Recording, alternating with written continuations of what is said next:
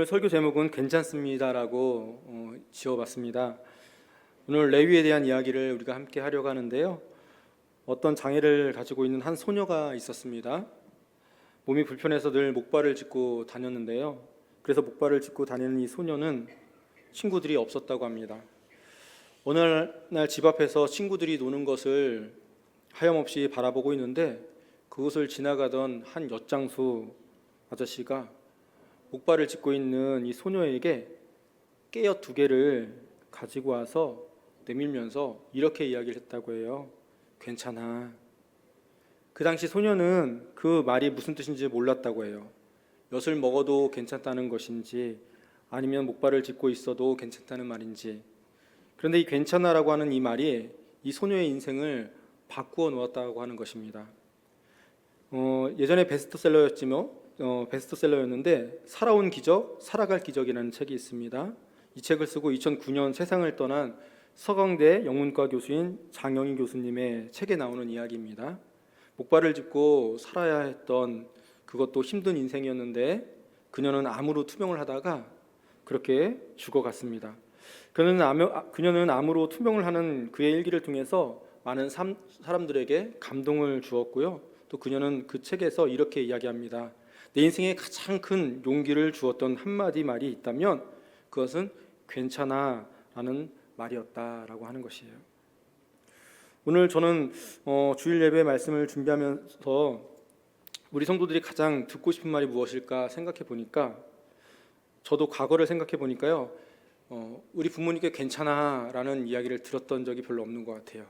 시험을 망쳐도 괜찮아 해줬으면 좋았을 것 같고 무엇을 만지다가 이 가전제품을 고장내도 괜찮아 그랬으면 좋겠는데 네 손에 남아다는 게 뭐냐?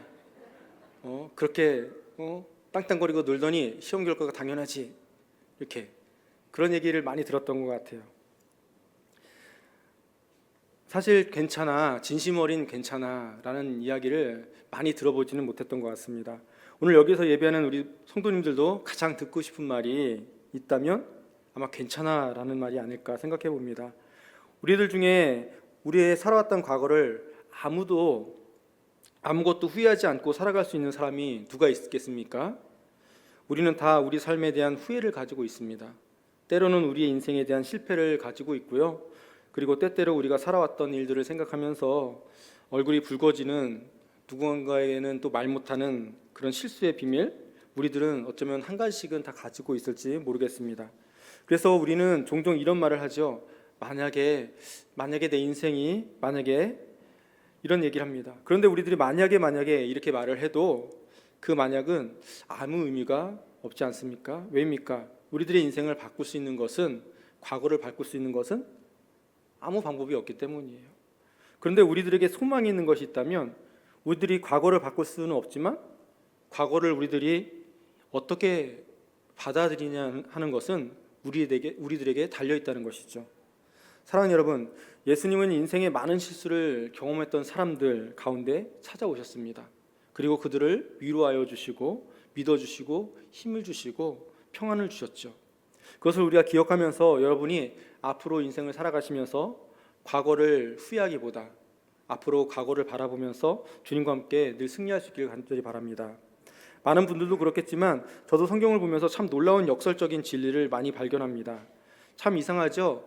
약함을 그렇게 인정하고 나면 강함을 하나님께서 주신다는 것이죠. 약함을 인정했더니 강함이 찾아왔다는 것입니다. 여러분, 강해서 괜찮은 것이 아니라 성경을 보면 우리의 약함을 인정할 때 하나님께서는 우리에게 우리에게 말씀하시는 강함이 있다는 거예요. 고린도서 12장 9절에서 10절까지 말씀을 보면 사도 바울이 이렇게 고백합니다. 나에게 이르시기를 내 은혜가 내게 족하도다. 이는 내 능력이 약한 데서 온전하여짐이라 하신지라. 그러므로 도리어 크게 기뻐함으로 나의 여러 약한 것들에 대하여 자랑하리니 이는 그리스도의 능력이 내게 머물게 하려 함이라. 그러므로 내가 그리스도를 위하여 약한 것들과 능욕과 궁핍과 박해와 곤고를 기뻐하노니 이는 내가 약한 그때의 강함이라. 사도 바울이 하는 참 놀라운 고백이지 않습니까? 내 약함이 강함입니다. 하나님이 내 약함을 사용하셨습니다. 이 세상에 누구도 약함과 깨어짐이 없는 사람은 없는 것 같습니다. 그런데 하나님은 참 놀랍게도 우리 약함을 사용하고 계신다는 것이죠. 기독교 작가인 브래던 매닝이라는 사람이 이런 말을 했습니다. 하나님이 크게 사용하시는 사람은 거의 예외 없이 크게 상처받은 사람들이다. 성경에 나와 있는 하나님이 쓰시는 그 어떤 인물도 상처가 없었던 사람이 없었다는 것입니다. 제가 최현식이라는 목사님이 쓴 괜찮아 내 인생 하나님이 있잖아 라는 책을 본 적이 있는데 아주 흥미로운 부분을 보게 되었습니다. 히브리어로 아바크라고 하는 말이 있습니다. 이 말이 어디에 나오냐면 창세기 32장 24절에 나오게 되는데요. 창세기 32장 24절 제가 읽어드리겠습니다. 야곱은 홀로 남았더니 어떤 사람이 날이 새도록 야곱과 씨름하다가, 야곱이 야복나루에서 그의 형 에서를 만나기 전에 하나님과 씨름하는 장면이죠. 여기서 씨름하다가라고 하는 이 말이 아바크라는 단어입니다. 이 말의 뜻은 씨름하는 당사자들이 먼지를 뒤집어 쓴다라는 의미를 가지고 있습니다. 그러니까 야곱과 하나님이 씨름을 하는데 얼마나 치열하게 씨름을 했는지 먼지가 다 뒤집어졌다, 그런 의미를 가지고 있어요. 아마 여기 있는 성도님들, 우리 아버지 세대, 또 제가 국민학교, 중학교 때만 해도 기도원 문화가 아주 익숙했던 시기였던 것 같습니다. 저도 부모님 따라서 교회에서도 또 기도원을 좀 많이 다녔던 것 같은데요. 그래서 문제가 생기면, 어려운 일이 생기면 기도원에 들어갔습니다. 그때 기도원 갔다가 하면은 어떤 목사님 기도원에 가서 기도하다가 소나무를 뿌리채 뽑았는데 이런 얘기를 들어본 적 한 번쯤 있으실 거예요. 어떻게 기도를 했으면 소나무를 뿌리채 뽑았겠습니까, 여러분? 가능합니까? 그런데 그렇게 많이 뽑은 소나무가 기도원에 가면 여전히 많이 있습니다. 이 말은 진짜 뽑았다는 이야기는 아니죠. 치열하게 기도하며 씨름했다는 것이죠. 이 말이 아바크라고 하는 말입니다. 이 최현식 목사님이 그의 책에서 자신의 일화를 하나 소개하는데요. 저는 참 개인적으로 은혜가 됐는데요. 막내가 7개월 되었을 때 이 아이가 엄마 아빠랑 떨어지지 않고 매일 그렇게 울었다는 거예요. 떨어지기 싫어서 너무 힘든 거예요. 24시간 계속 엄마 아빠가 붙어 있어야 하니까 피곤하시겠죠. 안 되겠다, 이 아이를 훈련시켜야겠다. 그래서 먼저 혼자 자는 훈련부터 시켜야 되겠다. 그래서 방에 혼자 눕혀뒀다고 합니다. 아니나 다를까 아이는 당연히 울기 시작했고, 목사님 부부는 이렇게 생각했다고 해요. 조금 지나면 지치겠지, 지쳐서 잠들겠지, 괜찮아지겠지. 그런데 아이가 지칠 기미가 보이지 않는 거죠. 이 7개월짜리 아이가 1시간이 지나고 이 시간이 가도록 우는 거예요. 아빠도 오기가 발동했다는 거예요. 그래서 오기가 발동해서 속으로 이렇게 생각했습니다. 그래, 내가 네 아빠다, 누가 이기나 보자. 그러고 계속 놔뒀다는 거예요. 그리고 시작한 싸움이 1시간을 넘어서 2시간이 지나갔지만 아이는 계속 우는 겁니다. 책에서 이렇게 나와 있어요. 아이가 전심으로 최선을 다해서 운다는 것을 느낄 수 있었다. 결국 목사님 부부는 승부를 포기하고 달려가서 아이를 안아주었다는 것이죠. 그때 이 목사님이 깨우친 게 있는데 이렇게 말씀하고 있죠. 그것을 알았다는 거예요. 그래, 어려움이 있을 때 하나님 앞에 2시간만 울자. 전심으로 하나님 도와주시지 않으면 저 죽습니다 하고 울자. 그러면 하나님이 이렇게 생각할 것이다. 저 녀석 저러다 숨 넘어가겠네, 저러다 애 잡겠다, 안아줘야지. 이게 아바크라는 것입니다. 야곱이 하나님과 씨름했다라고 되어 있습니다. 야곱이 하나님과 씨름하는데, 사람이 하나님과 씨름했는데 어떻게 하나님을 이길 수 있었겠습니까? 어떻게 하나님을 이길 수 있겠습니까? 야곱이 하나님과 씨름하여서 이길 수 있었던 것은 하나님이 저어주셨기 때문이죠. 야곱이 아바크, 씨름하다 먼지를 뒤집어 쓸 만큼 그렇게 하나님께 열심히 기도할 때 하나님이 저어주셨기 때문이라는 거예요. 여러분 생각해 보세요. 우리들이 어떻게 우리의 인생이 괜찮을 수 있습니까? 저는 오늘 이 말씀을 적용해 보자면, 우리에게 능력이 있는 것이 아니고 우리들에게 상처가 없는 것이 아니죠. 우리들이 약하지만 하나님이 우리들에게 기도할 수 있는 시간을 주셨기 때문에 우리는 아바크, 하나님이 우리의 인생의 문제를 놓고 씨름할 수 있도록 해주셨기 때문에 그래서 우리 인생이 괜찮을 수 있다라고 저는 믿습니다. 오늘도 하나님의 자녀인 우리들에게 참 좋으신 그 하나님은 우리를 향해서 괜찮아, 괜찮아, 너 괜찮다 이렇게 말씀하고 계심을 여러분 믿으시기 바랍니다. 그럼 이 괜찮아라는 말씀이 우리들에게 어떤 힘을 가져다 줄 수 있을까요, 여러분? 오늘 본문 말씀에서 레위가 나옵니다. 레위는 그는 그렇게 괜찮은 인생을 산 사람이 아니었어요. 그는 세리였습니다. 우리가 잘 아는 것처럼 로마의 속국으로 유대가 있었는데 그 유대에 자기 나라 사람들에게 세금을 걸어서 로마에게 바치는 사람, 어떤 위치였겠습니까? 돈은 많이 벌었을지 모르지만 사람들이 경멸하는 사람이었습니다. 사람들이 정말 미워하는 사람들이었습니다. 레위는 참 외로웠던 사람이죠. 그런데 오늘 본문 27절에 보니까 그 후에 예수께서 나아가사 레위라 하는 세리가 세간에 앉아 있는 것을 보시고 나를 따르라 하시니, 이 말씀을 묵상하면서 예수님께서 행동하셨던 동사에 유의하게 되었는데요. 하나님께서 무엇을 많이 하시는지 보게 됩니다. 예수님이 나아가셔서 예수님께서 또 보시고 예수께서 따르라고 말씀하셨다는 거예요. 레위의 인생이 이제 괜찮은 인생이 되었던 것은 예수님을 만났기 때문이라는 것이죠. 예수님이 그와 함께 하셨기 때문인 것이죠. 예수님께서 하신 행동, 나가셔서 보시고 따르라, 이 하신 이 동사들이 전적으로 예수님의 의지가 담겨 있음을 발견하게 됩니다. 예수님께서 의지적으로 그를 찾아가셔서 하신 일이죠. 그렇게 예수님은 의지적으로 레위를 찾아가셨어요. 사랑하는 여러분, 이 말씀이 도전되지 않으십니까? 우리에게도 예수님이 의지를 가지고 찾아와서 우리가 그리스도인이 되게 해주셨어요. 우리가 지금 수십 년 예수님을 믿고 예배를 드리고 있는데, 우리들이 그렇게 살아갈 수 있는데, 그렇게 의지를 가지고 찾아오신 예수님과 우리가 동행하고 있고 또 동행하는 흔적들이 그런데 우리에게 있는가? 우리들에게 다가오시는 그 주님을 우리들이 만나서 우리들에게 말씀하시는 그 말씀을 우리들이 듣고 살아가는가? 여러분, 우리가 신앙생활하면서 우리가 예수님과 함께 있으면 우리들에게 일어나는 놀라운 일이 무엇입니까?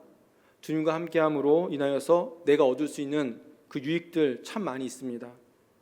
우리는 예수님을 믿는다고 하면서 그런데 동행하지 못하고 살아갈 때가 참 많은 것 같죠. 예수님께서 레위를 이렇게 부르셔서 레위를 제자로 삼으셨습니다. 예수님의 모든 선택은 언제나 탁월한 선택입니다, 여러분. 우리는 그것을 믿고 있습니다. 실수가 없으시죠. 그렇게 이 레위는 예수님의 부르심으로 인해서 그는 부끄러워서 사람들 주변에만 머물던 그 사람에서 이제는 그가 예수님의 사역의 중심으로 들어오게 되었다는 것이죠. 그러니까 이 레위와 예수님의 만남은 굉장히 놀라운 사건입니다. 그런데 이런 질문을 해볼 수가 있을 것 같습니다. 예수님은 레위를 부르시고 택하셨는데 진짜 레위라고 하는 이 사람이 그럴 만한 자격이나 탁월한 능력을 가지고 있는 사람이었을까요, 여러분? 아니죠. 예수님은 그를 부르셔서 선택하셨는데 레위라고 하는 그 사람을 보면 그렇게 탁월한 사람은 아니라는 것입니다. 예수님의 제자 12명이 있습니다. 우리가 많이 들어봤는데요. 예수님의 제자 중에 그렇게 제자될 만한 자격을 가지고 있는 뛰어난 사람은 한 명도 없습니다. 그러나 손가락질 받을 만한 짓을 한 사람도 또 없었어요. 유일하게 레위, 세리였던 그는 사람들에게 손가락질 받는 사람이었어요. 그런 레위를 예수님께서 부르셨다는 것이죠. 만일 예수님이 우리가 흔히 이야기하는 포퓰리즘, 예수님이 인기에 편승하거나 여론에 휘둘리는 분이라면 예수님은 절대로 레위를 부를 이유가 없다는 거예요. 왜입니까? 레위를 부르심으로 인해서 예수님은 많은 어려움을 당했기 때문입니다.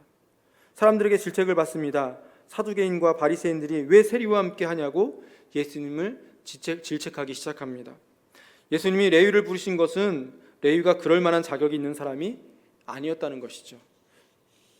저는 대학교를 서울에 있는 한국성서대학교라고 하는 대학교를 나왔습니다. 거기는 신학부하고 선교학부가 있는데요. 신학부에 선교학과와 성서학과가 있습니다. 저는 이제 목회자가 되려고 성서학과를 들어갔는데 선교학부가 있어요.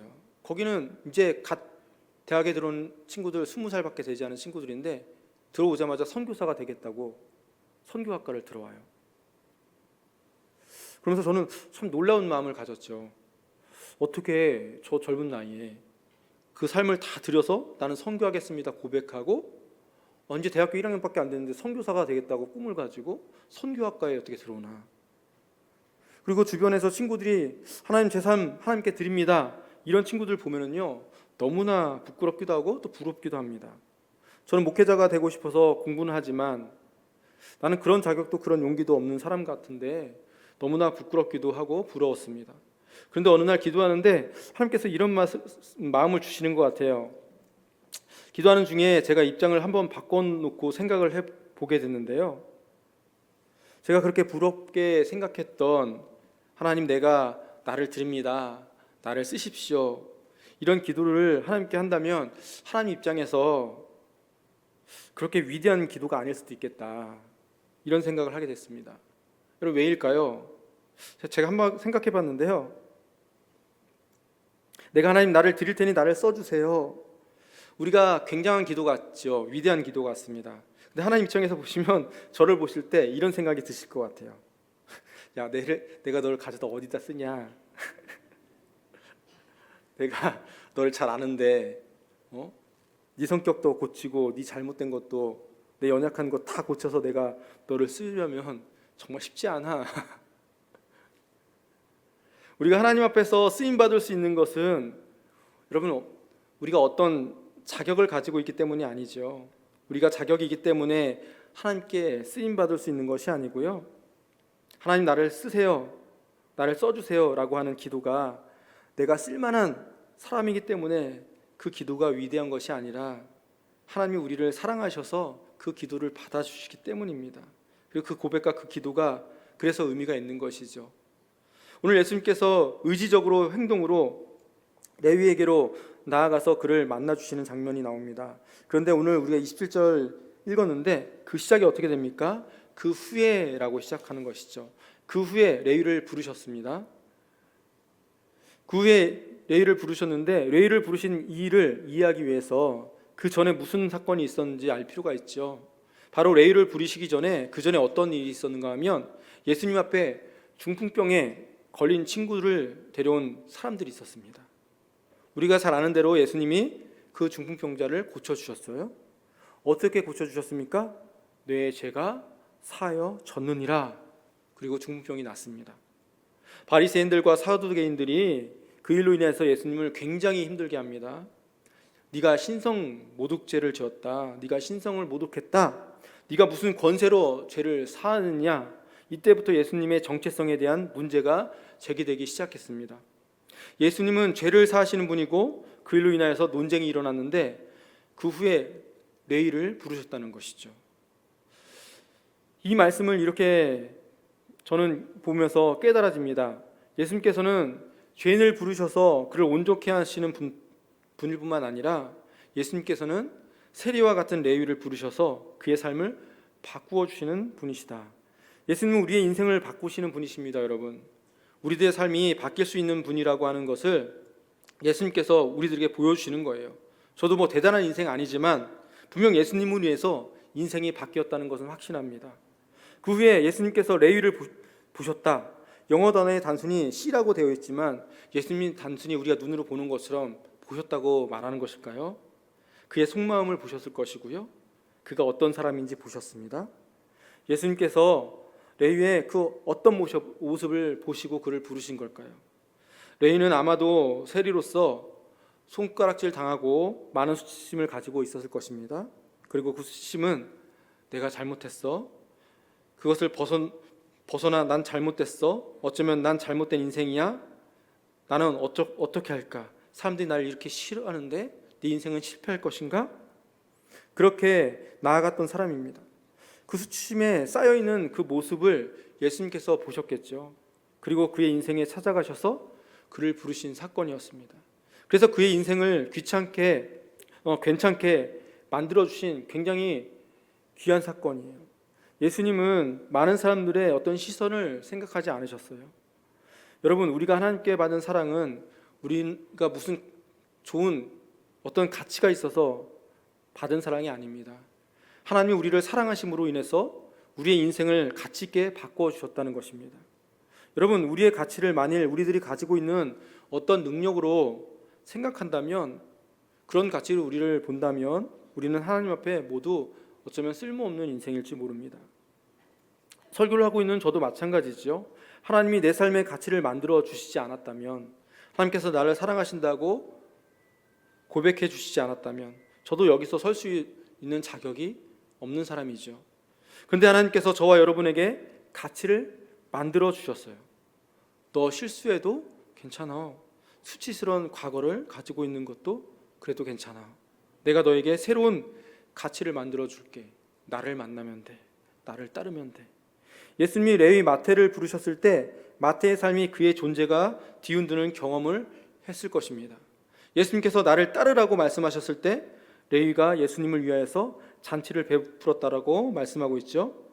레위는 세일이었고 사람들의 주변을 살아가는 사람이었습니다. 그는 자기를 위하여서 기꺼이 돈을 위하여서 세리가 되었던 사람이었어요. 그런데 예수님께서 그를 부르셨을 때 그가 예수님을 위해서 사람들을 잔치에 초대합니다. 예수님을 위하여 잔치를 베푸는 사람이 되죠. 그의 삶을 바꾸게 되었습니다. 저는 우리가 예수님을 믿고 예수님이 우리의 인생에 함께 하시는 가장 큰 특권은 우리의 인생을 바꾸시는 것이라고 믿습니다. 레위를 부르셨던 하나님, 주님은 그를 부르셔서 괜찮다라고, 나를 따르라고 부르셨던 예수님의 부르심으로 인해서 레위는 이제 괜찮은 인생이 된 것입니다. 마태복음도 이 레위 마태가 쓴 것이죠.